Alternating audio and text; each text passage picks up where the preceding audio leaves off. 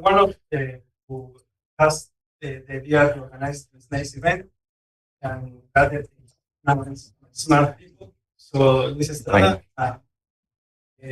we'll talk about consistent domains and logical pluralism. So enlighten us, please. Okay, I will give you your money later. Thanks. Yeah. I'm totally distracted. Okay. Yes, I slightly changed the title of the talk. Y hablaré en español porque la gente que requiere el inglés no está ahora, así que empezaré en español. Sí, cambié un poco el título de la presentación porque si no, no tendría mucho chiste. Se acabaría todavía más rápido de lo que va a terminar, porque diré cosas muy, muy sencillas, ¿no? Básicamente presentaré mis perplejidades en el tema del pluralismo lógico y en particular porque presentaré mi sorpresa de que haya gente que case tan fuertemente los dominios consistentes con la lógica clásica. I think that doing that, matching consistent domains with classical logic is not that straightforward. Okay? You need some additional assumptions that are, I mean, you can grant them, but they are additional assumptions. The step from consistent domains to classical logic is not direct. So here are some quotations. These people are not saying that classical domains and classical logic match strictly in the way I think, but they might lead people to think so. So, for example, we have Graham. Actually, this quotation is for complaining about something else, not this match, because you can see that Graham is saying that logical paradoxes open a new field of study. They are their own field of study. They're transconsistent, as he wanted to say. Graham likes inventing words for just inconsistent, right? Okay. And yes, this part, I'm not. This part here in orange is perplexing, at least to me, because he says that the law of non-contradiction will then be restricted to its correct domain of validity, that is the consistent. But that's strange because he likes LP, and in LP, the law of non-contradiction is valid as well. So the law of non-contradiction holds also in the inconsistent domain. So I was puzzled by this remark. But the basic idea is that you will get two domains, the domain of the consistent and the domain of the inconsistent, where the paradoxes live. And then he has these sentences where he says counterexamples to, for example, disjunctive syllogism occur only in the inconsistent domain. And hence, provided we stay within the domain of the consistent, which classical reasoning, of course, does by and large, classical logic is perfectly acceptable. And this is the part that I don't buy that easy, right? That by the mere fact that you are in a consistent domain, classical logic is correct for that domain. Ottavio, in several places, well, at least one, but I remember reading this very sentence in at least two places, says classical and paraconsistent logics, and especially LP, yield exactly the same results in consistent domains, right? And this might seem easy because, classical logic is just an extension in LP. Just ignore some of the interpretations, and from LP you can get classical logic. And this suggests the idea that, oh, okay, these two logics yield the same results in inconsistent domains. But one further example, Gillian and Christopher in the logical pluralism entry for the Stanford Encyclopedia say a proponent of LP can allow, when reasoning about a consistent domain, one can use classical logic rather than a paraconsistent logic. This is not exactly the same view as Ottavio, for example, because Ottavio is saying that both are equally right. But here the idea seems something different, that it is rather classical logic, which is correct, not the paraconsistent one, but still the idea is that there is this tight connection between consistent domains and classical logic. And as I said, that is not straightforward, and I will present my reasons for asking for more argument on this thing. So yes, so my main claim is that this implication, that if a domain is consistent, classical is correct for this domain, is not true in general. And you might say, oh, I know you, Luis. You are saying that some information is missing about the domain. Maybe you are complaining that it is not that consistency is not enough. You also require completeness. And so if the domain is consistent and complete, then classical logic will be correct for that domain. Now, I that's not my complaint, because I even distrust of this implication. The implication that if the domain is consistent but incomplete, then intuitionistic logic is right for that. I think that's wrong as well.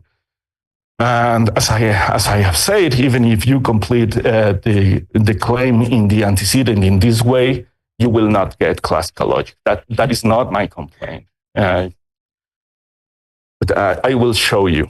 So, yeah. Claiming that classical logic is correct. You're not saying that classical logic is the only correct logic. But those are different claims. Yes. I will try to show some reasons to say that it might not be correct, even if there are many logics correct for that consistent domain. Right? So I will provide what some logicians and philosophers call a proof of concept. So I will use some logical machinery. I hope not in an ad hoc way. Because I'm not going to construct an actual consistent domain for which this thing happens, but just give you at least some reason to think, to doubt this implication, right? Okay, but before that, let me show you what I think when I think about domains, because logical pluralism was concerned for me several years ago, and for many years I thought about different topics, not logical pluralism. But when I was interested in that, I was thinking, I was using the machinery from category theory, and that was very helpful. So I think about domains in terms of category theory. I will show you. Consider the domain G of graphs. Okay, describing this domain requires a first-order language in which you are going to give. Yeah, it's okay. I will use. And yes, here on the slide, you will have the formal definition of a graph. But I think that's too complicated. It can be said in simpler terms. So basically, the idea is that it is a mathematical domain in which you have four basic objects. You have the empty graph, right? You have graphs consisting of just a single point or a node or vertex or whatever the name of that is. This is another basic graph. And then you have this sort of graph, right? Those are just your four basic objects in this domain. And you can combine them to make more complex graphs, right? So, yes, basically the definition here says that you have those four basic objects and the combinations of those, okay? And yeah, and this is not part of what you can find in textbooks on graphs, but this is philosophical reconstruction, is that one of the basic claims for this domain is, for example, that vertices are not arrows. They are entirely different things, okay? Do we have an eraser? Ooh. I had, yeah, okay. Yeah, that might be helpful, yes.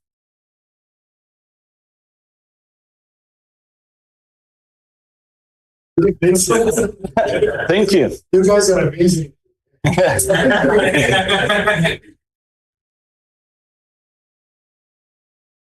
So, and there are many other basic claims. And one consequence of the definition is that, for example, this is not a graph, right?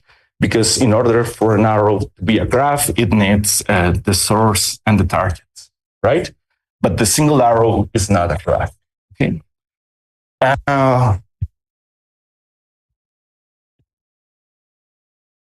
Now, this is a very quick description of a mathematical domain, right? The domain of graphs.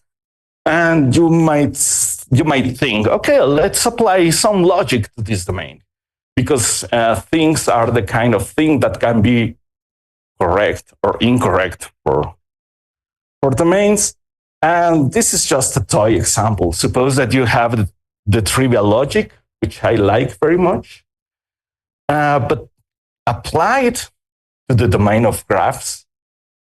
It gives you wrong consequences, so to speak. For example, that these things, the dots, are the same things as the arrows. And that is not right in this domain. It goes against one of the basic claims. But the trivial logic will allow you to have everything, basically. And for that reason, I think that the trivial logic is not correct for this domain. And there are many other logics that are not correct for this domain because they will, in some way or other, imply things that go against one of the basic claims for the domain. Yes, so let's move on this. There are many other basic claims for this domain, and we have here two more of them. I think they are rather straightforward. This says that a graph is an element of another graph, enough only if, well, the graph is an element of the graph. And in some sense, you can assign the value true to this claim if that happens. But in order to for this claim to be false, then this graph, the small g, should be an element of another graph called the not big G, right? If that happens, then the original claim will be false. But now things get complicated because we started with the basic claims about the graphs, and now we have to make choices. Because there is nothing in the definition of the domain that tells you how to define not G. The only thing you know is that it should be another graph. But its exact shape is not determined by the basic claims. So you have choices. You can define, for example, I will use this example here. Consider this graph here.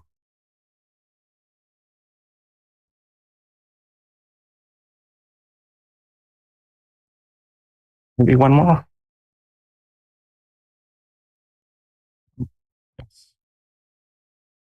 And suppose that you have your small g here, right? No, let's use a different name. Let's call this graph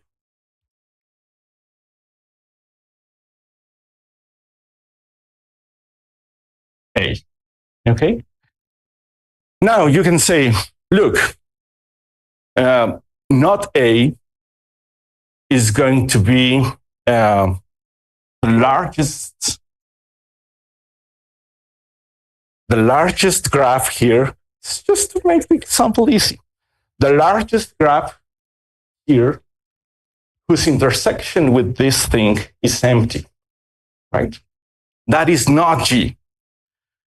And then you will say, okay, actually I should erase one of those. And by intersection, I mean, you just juxtapose one graph to the other? No, there should be no graph in the intersection of that thing. No, but I mean, what is an intersection of a graph? Of two graphs?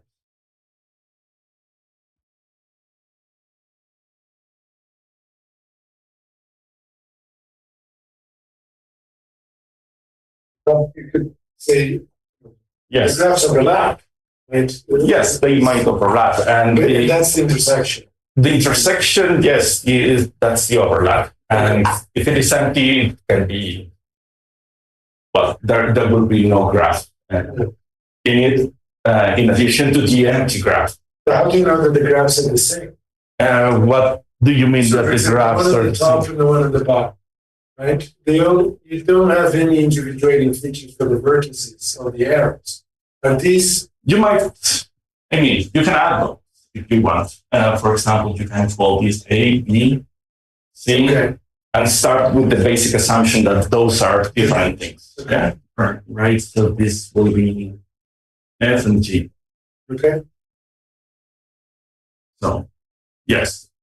Let's say that that's the graph A. And according to one of the definitions of not A,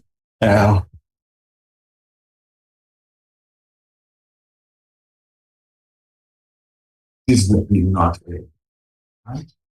Because that is the largest graph in this setting whose intersection with this thing is empty. But why not just G as well? Because you did choose them. yeah, remember that just the arrows are not graphs. Right? So this is not A, this is A. And now think, for example, now you can obtain easily a counterexample to excluded middle here, right? Because this G here is not in A, and it's not in not A. Parts of it are in A, and another part of it is in A, but this graph, this very graph, is neither here nor here completely. So this gives you counterexamples to excluded middle, and this gives you also the failures of the double negation, because if you apply the not, this definition of not to this very object, you will get this, which is larger than the original A, right? So you have Yes. In what sense is the domain complete? no, this is not complete. I'm simply saying in what terms I'm thinking about domains. Domains are specified by saying, oh, the objects are this and this, and you have these basic claims about these domains, and then you have the logical choices, right? One is saying not the object is going to be defined as the largest object such that the intersection with the original object is empty. But that is a choice. That is not necessitated by the basic claims of the domain. Yes, with that definition, you will get the failures of excluded middle, but you will have, for example, explosion. Explosion is going to be bad there. Yeah? I will not show you this, but that happens. Yeah. Explosion. I mean.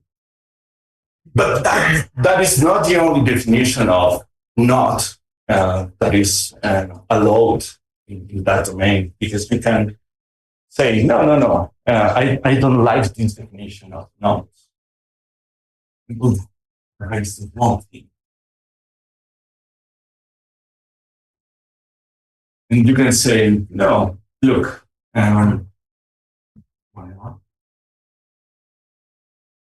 this was A. And you might say now, look, not A is the smallest graph such that the union of that graph with the original one will give you the entire thing, right? And now you have this. This is the smallest graph here, such that the union with the original thing gives you the whole graph, right? And now you can see some violation of non-contradiction, because there will be one graph here, this small dot, which belongs to both A and not A. And yes, and like I say here, if not, the graph is defined in some other way, which in a sense is dual to the previous one, then you will have the validity of excluded middle, because everything here will be either in A or in not A. But you will have the failures of explosion, because from the fact that this little thing here belongs to both A and not A, it doesn't follow that this thing is arrow, for example. Right? But aren't you playing with two different notions of negation? You're defining the not, not you, nonsense, and then you're using the usual notion of negation. They actually say that you're violating excluded middle. And I'm quite getting how you're violating what? excluded middle. Right? Because you have a notion of negation constructing those graphs in RA, Yes. which is not Yeah. the logical notion. And then you use the logical notion to say, well, that graph violates X. I see. Yeah, no, thank you for that question. By the logical notion, you mean? For example, you may define, negation, if it's classical negation in terms of a truth table, introduction, implementation rules, whatever. No, you're right. We can do that. You're right in the sense that, sure, I am defining negation for objects, which is not exactly the same as negation for propositions. Some additional definition is needed, but that's not that difficult, because I have this notion of false here, and I can define negation in the usual way. So if I have propositions of this form, the negation is just that one of these things entails the false. So I can do that. I can define the logical negation there. So I was just trying to simplify, but I can get this thing from that thing using just the definitions, even the domain. Right? How can you tell me they are That they are the same negation. Yeah. Suppose they are not.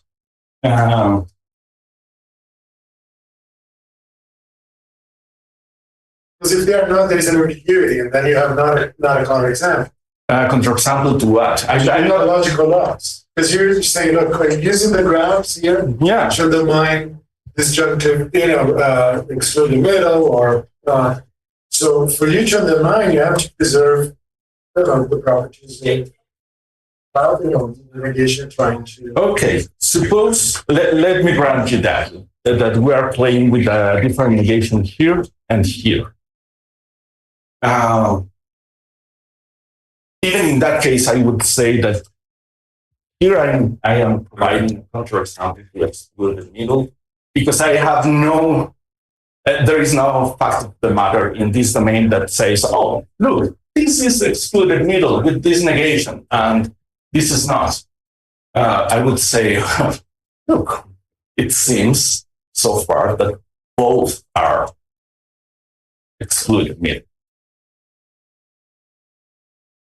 But there is, I would say, there is nothing controversial here yet, because I'm not claiming, look, this is an example of logical pluralism or something like that. It's just the idea that from some basic domain, you get some things which are the basic claims, and then the logical stuff comes after some decisions, especially. And then you will get particular specific logics after those decisions, right? Because there is, I repeat this, there is nothing in the definition of graph that says, oh, node A should be defined in the first way or should be defined in the second way. That is up to you, right? So yes, this is the idea. The definition of this domain doesn't force any definition of the logical notions. Even the notion of entailment is up to you. I simply put truth preservation in all cases because that's the usual thing. But if you want to use something which is not transitive or not reflexive, that is fine. With the only condition that you respect the basic claims of the domain. Yes, that's just what I have said. So, building on this picture of domains in mathematics, I wanted to explore definitions like this. This is a workshop. The project is just starting, so these definitions are preliminary, and I am just playing with this situation in category theory. So things look like this. Things look like a logic is correct for a domain, at least in this restricted area of category theory, if and only if the validities in that logic do not go against the basic claims of the domain, and likewise for the invalidities. The invalidity claims in that logic do not entail rejecting some of the basic claims of the domain, and otherwise it is incorrect. And that is controversial, right? Because pluralism is already here. Why? Because we would have two different logics which are equally correct for this domain. This form of intuitionistic logic, but also this dual intuitionistic logic, which is very consistent. And according to these characterizations, both are correct. They neither the validities nor the invalidities in those logics imply the rejection of basic claims of the domain. Okay, so that's my starting point. What? That's good. That's good. I don't know. I think that's good. Maybe actually we would say, no, this is just nonsense. Okay. As I've said, this is my starting point. I would like to frame things in this way because things are pretty neat. Even, even going from category theory to physics will be a mess because it seems that domains will be way more complicated, not to speak of other domains like theology or something like that. Okay? And I can. Yeah, no, are you? Yeah, good. Now, suppose that we have a language which is good enough for describing some domain D. Maybe a domain like the previous one, but I have no concrete example. Let's just work with this abstract D. And suppose that you have in this language some conjunction and some negation.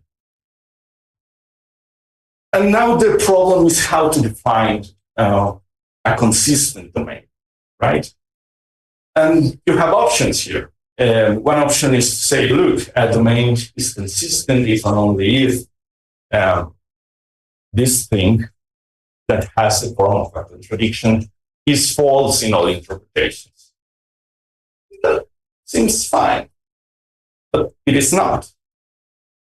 This doesn't work because some people like Bryan, for example, or other friends of true contradictions would say that this thing is false in all interpretations.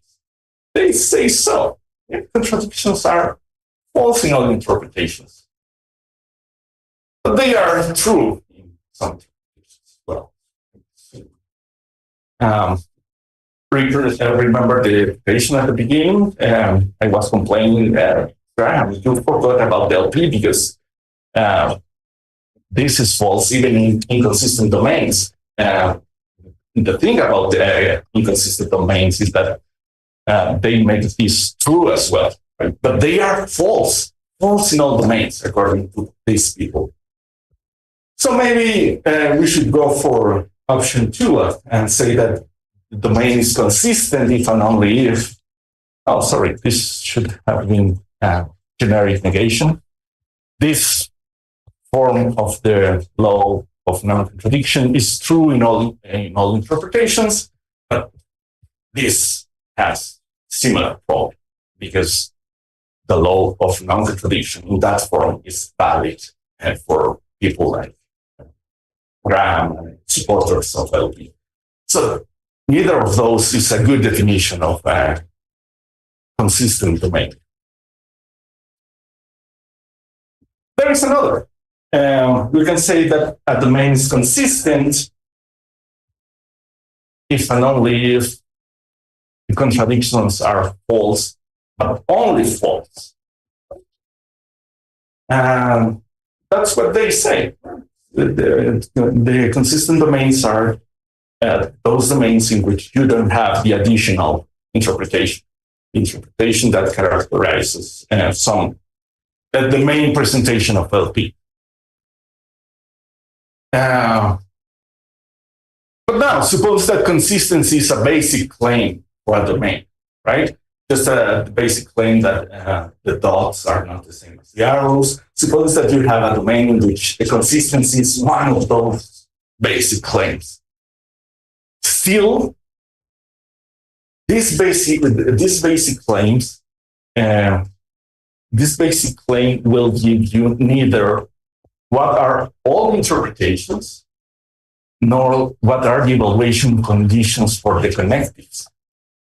you might still be able to decide about those. The domain will not give you this in a straightforward manner, at least. So, for example, you can have, suppose that you have some domain and they tell you, look, the domain is consistent.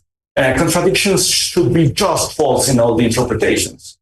Okay, let's do logic, because the logic doesn't come with the domain. So it's something that you, to some extent, put on top of the domain, to some extent. And then you have these options. You can say, look, I have only two interpretations. The propositions are related just with truth or just with false. And I have some evaluation conditions for the connectives such that the contradiction is just false in all interpretations. But you can do exactly the same move with three interpretations, with four interpretations. So, yes, unless you have some basic claims about the number of interpretations, you have these options available to you. And unless there are some basic claims about the evaluation conditions, you can have the regular evaluation conditions, or maybe some more complicated things to get those. And since we have some students from the MA class, here is your homework. Later, yeah. Find evaluation conditions that will give you these tables. That's not complicated, right? But the thing is, I repeat, from the mere fact that the domain is consistent, and if that domain is consistent means that you are not going to be able to decide which of those is the case. Okay, but still, in all these three options, contradictions are false in all interpretations. Does that mean that we have classical logic?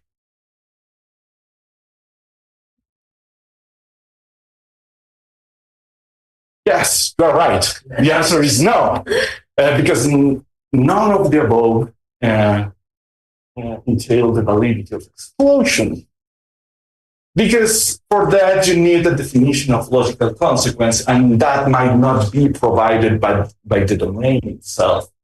It's something that, again, you put on top of the domain in order to describe logically the domain or to have a logically closed theory about the domain. And if you are classical enough, you are going to say something like this, that an argument is logically valid if and only if, for all interpretations, either the premises are not true or the conclusions are true. If you have that combined with these things, sure, you will have explosion. But you will not get explosion or other classical things if the definition is something like this. That an argument is logically valid if and only if for all interpretations, sorry, this should go, if the premises are true, then the conclusion is true as well. If you use an implication here in the definition of logical validity. And you can say, well, Luis, these are just the same thing. The disjunctive version and the implication version are just the same. No, it's not the same. That is the case if you are from the start a classical logician, but if you are not, you cannot transform the implication into the disjunction, and you require an independent analysis of the implication, for example. And yes, there is a similar concern about the definition using modality, for example, because the first definition that Aristotle gives you of using modality uses the necessity of an implication, not the impossibility of a conjunction. And these two things are equal only with some assumptions that should be investigated, at least. So yes, even if the domain is consistent and all contradictions are just false, you are not going to get classical logic unless you have the right definition of logical entailment. But, you know, the domain might suggest, yes, use it, or it might say, no, just use something different. And that's why you can get so easily something like a relevance logic from classical logic, right? Just use the usual truth tables, but change slightly the definition of logical entailment and require that the premises, for example, are true in at least one interpretation. And with all the classical machinery and that slight change, you are not going to get classical logic. Yeah, please don't do that. Please don't say that an implication is just a disjunction in disguise. Unless the disjunction is a good disjunction, but in general, don't. So, yes, I told you this was going to be quick. I tried to give you some reasons to think that at least some domains in mathematics are described by means of a bunch of basic claims, like graphs. But also, those basic claims will not give you any logic at all. The logic is something that you will need to put on top of the domain to a very large extent. And when one wants to match a logic with a given domain, sometimes you can match two or more logics with that domain. So that's a form of pluralism, and in fact, a form of pluralism which is very interesting, because you have several versions of pluralism. One is what some people call distributed pluralism. That is that different domains have different logics. And that's nice, but probably it's not so interesting. The more interesting case, a more interesting case is where you have two equally good logics for a single domain. And it is very difficult to have examples of that. And I think you can get those by exploring with an open mind what happens in category theory. But all this is true also for the consistent and complete domains. Even if you assume that contradictions are just false, will not give you a classical logic. Classical logic requires extra assumptions, not just the falsity of all contradictions. And that was it. It was quick. Yes.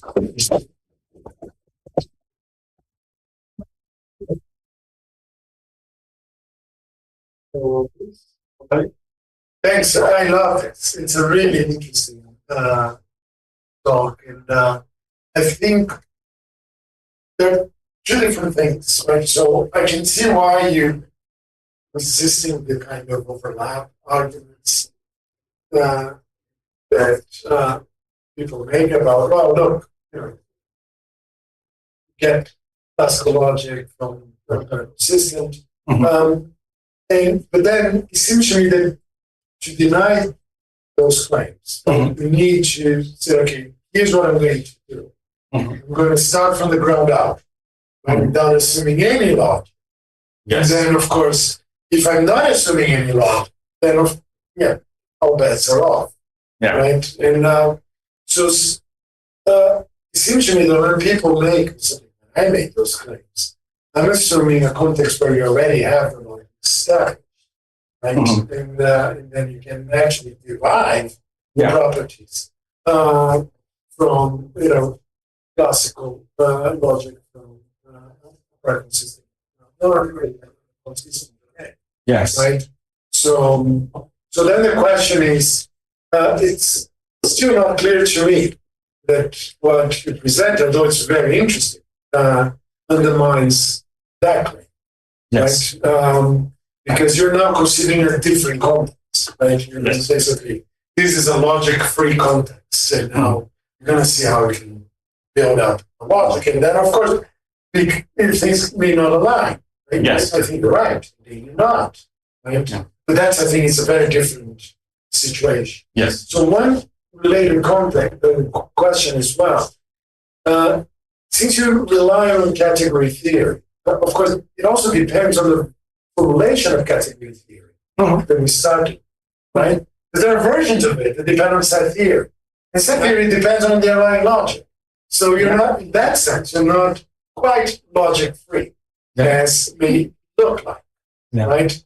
And there are a bunch of additional assumptions that category theory makes. Just in virtual, you have the distance between functors and objects. That you just get a category theory. And those things often also have assumptions. So I'm not sure how to square that with the really logic-free intentions of the example. Which, as I said, I love it. But I think also you're right in the account you offer about when a logic is adequate to a domain. I think that's right. And in effect, when I was earlier talking about the inadequacy, it's exactly that. Right? And I think that's the deal. All right. Thank you. Well, thanks. You are right. I will start with the second point about category theory and to what extent it is logic-free. Because, in general, yes, you are right. We have presentations of category theory which are based on set theory. You say that it's just a presentation, and for me, it's not even a very good presentation, as many set theoretic presentations of different branches of mathematics are not good at all, not even for natural numbers. Natural numbers are not sets of that kind, right? Even if we can have set theoretic presentations of natural numbers, that's fine, but natural numbers are not that. But even if I don't buy the picture that category theory should be presented set theoretically, there is a sense in which category theory is not logic-free. And because you have there, by the very definition of a category, the identity arrow and the composition of morphisms. And if you are not careful enough, or even if you are careful enough, you are going to have at least identity for entailment and transitivity for entailment. So it is not entirely logic-free. And yes, and that's one of the reasons I don't like category theory anymore, because but this is it is still a good starting point for this project. Because I'm not sure that domains are entirely logic-free. I am not sure about that. The only thing I am more or less sure, and this was thanks to Maria, even if later she will tell me, no, because why do you extract those conclusions from my claims? But nevertheless, one of the lessons I have learned from Maria is that, sure, we are assuming some logical machinery in doing actual mathematics or actual science. You are right on that point. But maybe it is not exactly the logic we think we are assuming. Because some people think, oh no, classical theoretical physics, as we know it, is deeply committed to classical logic. I think that's too quick. You need some logic in order to do theoretical physics as we know it, but I'm not entirely sure that it is closed in some sense, in the relevant sense, under classical logic, for example, or any other logic. So I partially agree. We start with the logic, but in many, many cases, it's not as strong as we think it is, right? And that might be happening here in these mathematical domains. Maybe the very definition of the things induce some logic. Probably, I'm not sure about this, but that might be the case. But in order to have a more interesting logic, then you need to plug some extra things on that. So I think those two things can live together. That it is not logic free, but in order to have full closure or something like that, you need extra things not provided by the domain, right? So, yeah, no, thank you. Maria? Thank you, Luis, for your talk. As you know, that paper that you took the example from is one of my favorites of yours, and you haven't read it. Go for it. But so I was wondering about this connection between saying that there are something like consistent domains, because that to me seems very weird. So we know when a domain is inconsistent in the sense that contradictions emerge and they are like red flags. But in the case of consistency, that requires a lot of transparency on our side in order to make sure that a domain is consistent. So the idea that maybe there are consistent domains and then classical logic is privileged there might be only like a regulatory ideal that can be there, but the idea of us being able to definitely identify whatever a consistent domain looks like, that's very weird. And so I wanted to draw a connection with the paper of Peter Patton's, the one on piano arithmetics, because his claim is, yes, we can assume that consistency is a property of piano arithmetics, but we are not sure, right? So in the case it ends up not being consistent, then we should be open to have a logic that can accommodate those inconsistencies that might emerge. And I also can recover the practice of, for many years, thinking that it was consistent. So I just wanted to put that on the discussion. Maybe you have a view on whether our transparency actually is affecting, or lack of transparency is affecting the detection of consistent domains. Yes, I wish I could project the slides.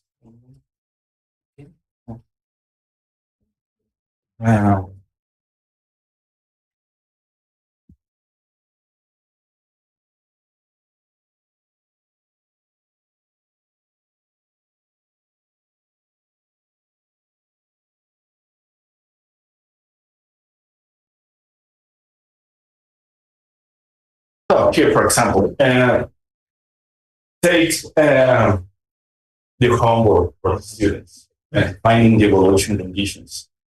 And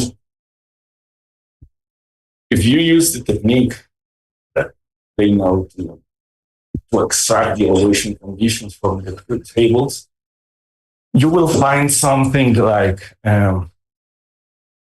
claims that are difficult to understand in the sense that they are negative, right? It is a problem how to understand negative claims in the semantics. For example, maybe it's not here, but suppose that you have some condition that says, oh, this thing is true if and only if this component is not true or not false or something like that. And then you should explain what negation is that. And in that sense, the thing is not so transparent.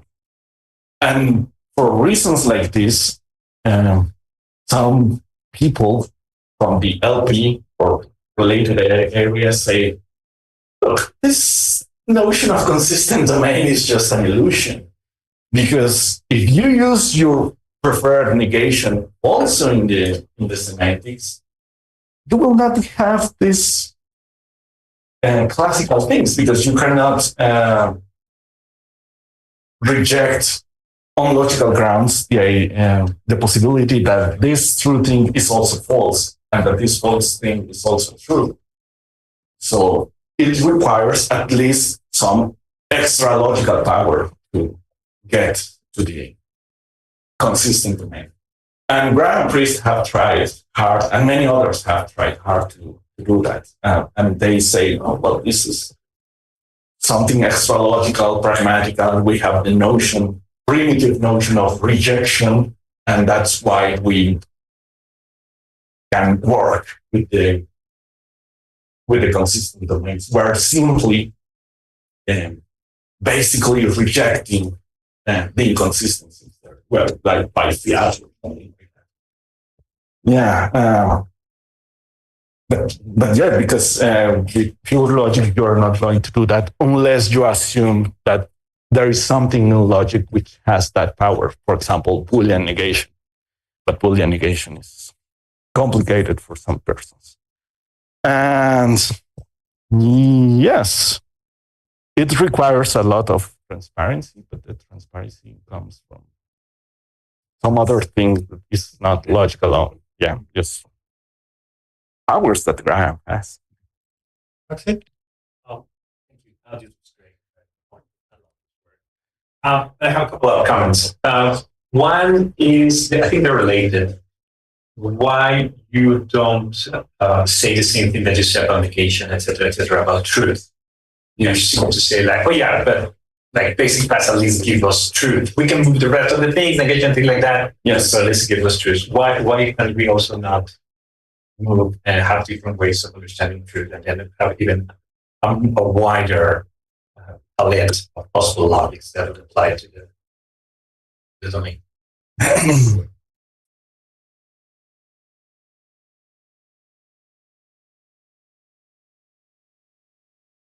Yes, I was too quick in the presentation, but you can actually do that.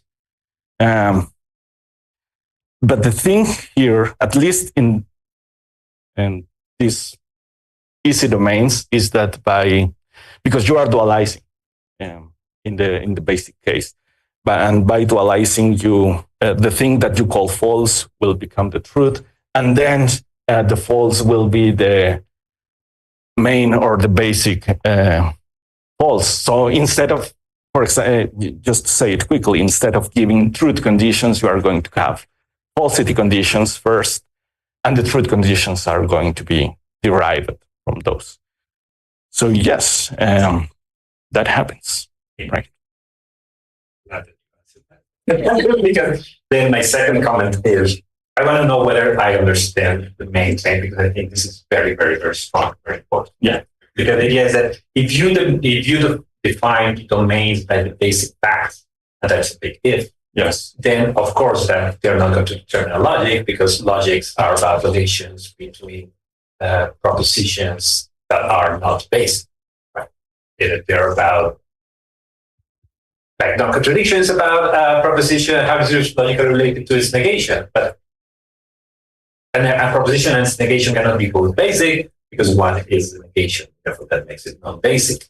And all our logical laws, at least most of them, are going to involve some form of composition, and because there are many ways that we can compose new facts out of basic facts, and of course we really combining in different ways, and whatever way we construct it, we can get a different logic. I think that is the claim, right? I think that is right. Okay.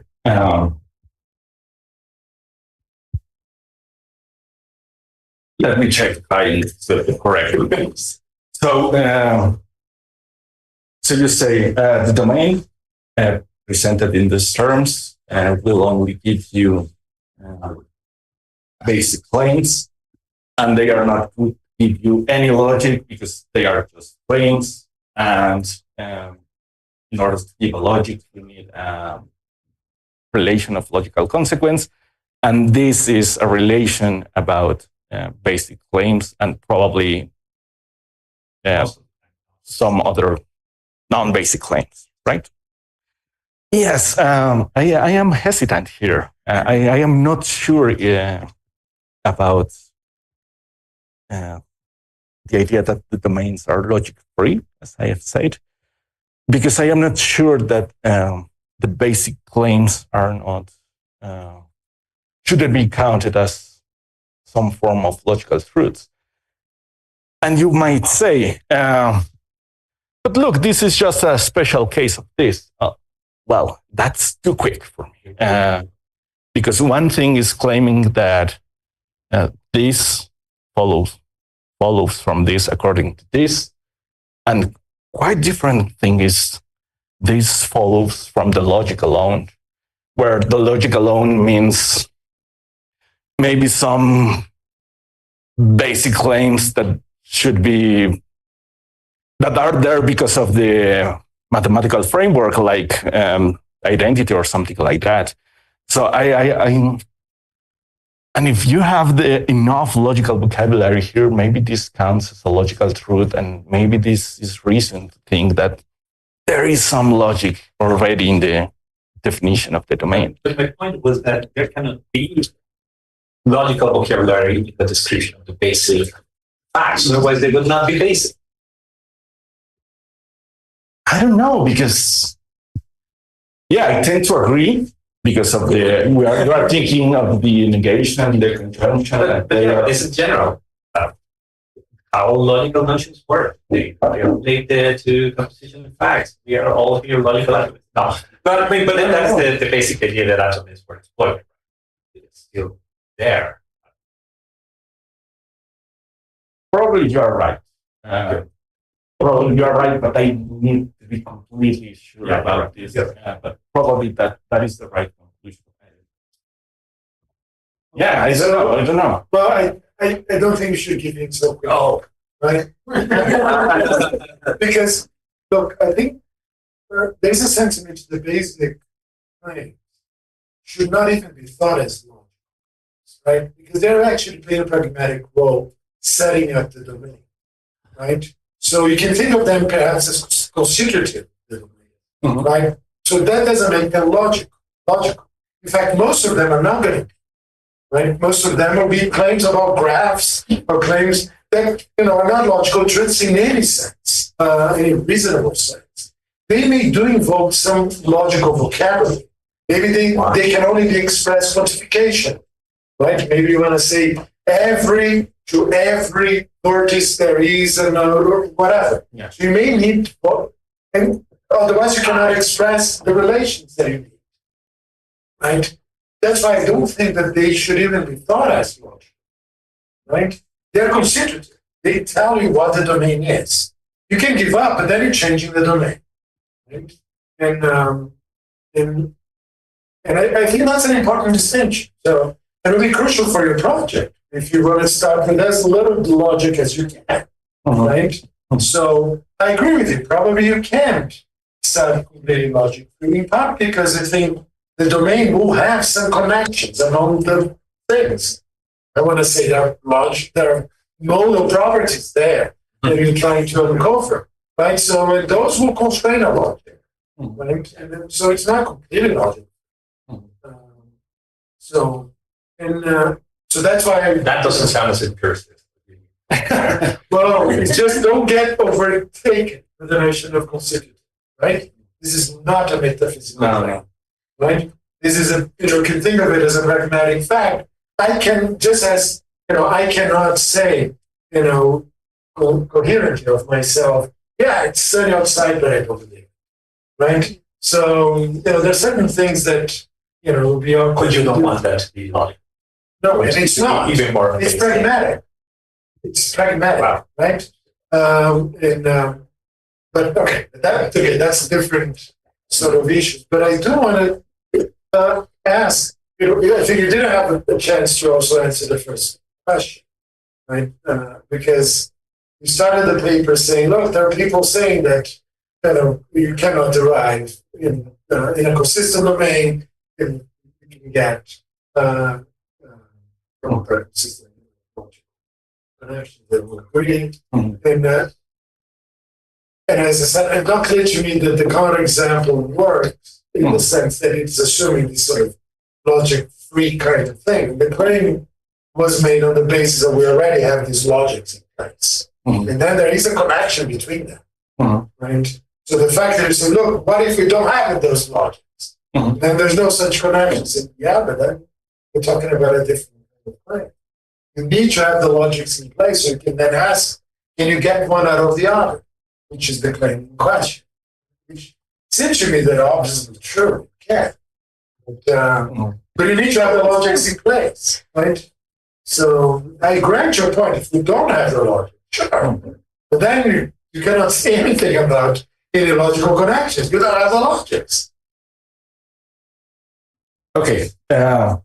First, I I'm very tempted to divide this distinction between constitutive and logical. I try to be convinced of that. I'm not sure. But that's probably because I was reading too much Cermelo recently. And I'm not saying that he had very good reasons for his claim, but he was claiming things like, look, the axiom of choice is just a law of thought or a law of logic. So even this distinction between That's insane. You know that okay. There are proofs that the axiom of choice entails excluding middle, for example. So insane it is not. Maybe we can say, no, the proof assumes a lot of things or something like that, but the fact that it entails doesn't mean that it's a logical truth. Right? For example, I am here entails, in classical logic that, excluded middle as well. So I'm here is a logical truth now? no, but that's not the same case as the mathematical proof that you can go actually from the premise of the axiom of choice to excluded middle. Whereas in the other case, you said it's in classical logic, the conclusion holds by free. You don't need the assumption. It's as much a consequence. No, you might say that both are valid arguments, but qua proofs, they are not. Both are valid and both are sound. How are you going to draw the line? Because of the kind of proof in both cases. In one case, you invoke a really controversial principle, Yes. and in the other, you don't. You actually use the premise to get the conclusion, whereas in the other, you don't. So one quick comment just about Zermelo there, because Zermelo was, when he designed the proof, the well-ordering theory that eventually led to the exposition of set theory, what he was trying to do was to resist a counterexample. The Bernstein came against Kant, right? Kant was in many ways a finitist. He thought, look, set theory should extend to the infinite, whatever properties the finite objects have. Right? The axiom of choice is completely uncontroversial for finite domains. It's trivial there. It's certainly far more powerful for infinite ones, right? Yeah. Zermelo thought he was actually justifying Cantor's conception of science. And the axiom of choice came as a feature of that. So I think we need to take that into account when he makes those kinds of comments, right? Yeah. Just talk about loss of thought there. I think it's just way out of line.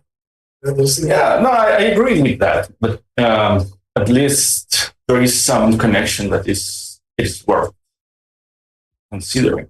There is a non-trivial connection between one thing that we do not consider logical at all and other thing that is clearly logical by contemporary lights. And I need an explanation of that because I am a relevantist and I am not happy with connecting, for example, contingent things with necessary things. And it's the same concern here. I'm not happy with connecting something logical which is not through a proof. I need an explanation within my larger picture. It's just as contingent that I'm saying that I'm here. And it fails in a lot of contexts. It's not a stripper. I agree with you. And I would say something which is even stronger. There are finite domains in which it fails.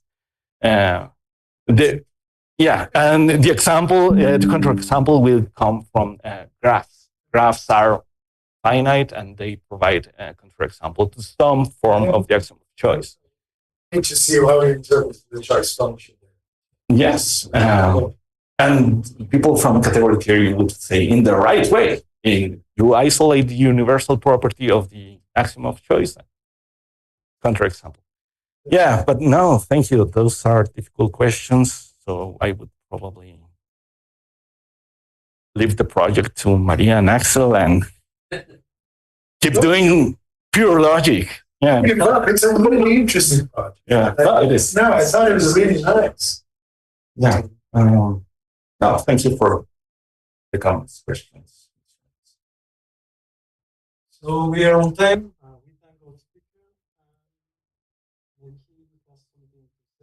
I have said lots of things. I'm not very good doing these things, but I want to thank you for attending the workshop. Thank you for the nice discussions. And thank you both for joining us. And I hope it is not the last time. Certainly for Octavio, it will not be. Thank you all. And gracias a la gente del Departamento de Cómputo por ayudarnos con esto. Muchas gracias. And I think we also thank you. Yes.